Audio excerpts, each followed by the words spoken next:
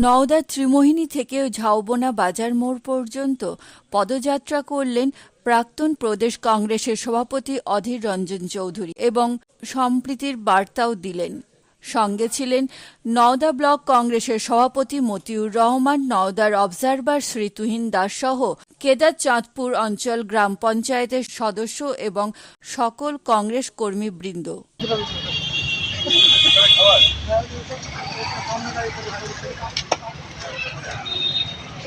কি হয়েছে প্রশাসনকে বলো তুরন্ত তাকে গ্রেফতার করে মানুষের কাছে প্রমাণ করে দেওয়া হোক কে ব্যক্তিটি অপরাধী।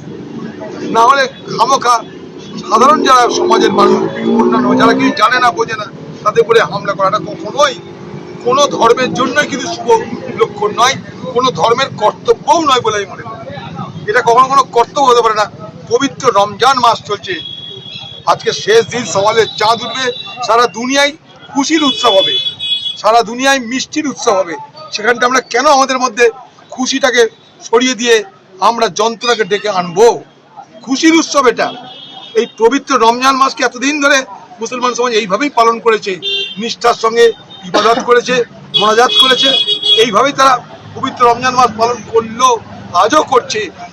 তাই এই মুর্শিদাবাদ জেলার ধর্মপ্রাণ সকল মানুষকে বলবো যে ধর্মের নামে দয়া করে যেন আমরা দূরত্ব না বাড়াই। যাকে খুশি ভোট দিন, যাকে খুশি আপনারা পছন্দ করুন, কিন্তু ধর্মকে সামনে রেখে এই রাজনীতিটা বাংলায় বন্ধ হোক, এটা সবারই আমাদের দাবি।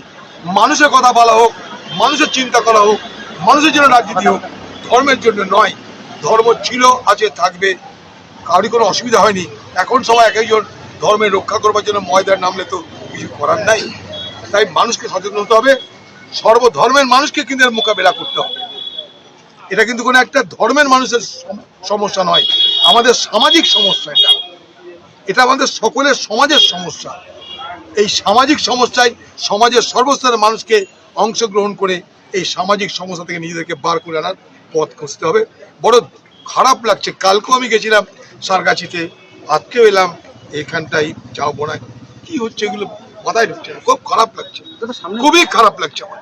হাত জোর করে সবাইকে বলবো, এই নওদার মানুষকে বলবো, পশ্চিমবঙ্গের মানুষকে বলবো যে সমাজ বাঁচান। রাজনীতি থাকবে, ছিল, আছে, সমাজটাকে বাঁচান। সমাজ যদি ভেঙে যায় আমরা কেউ ঠিক থাকবো।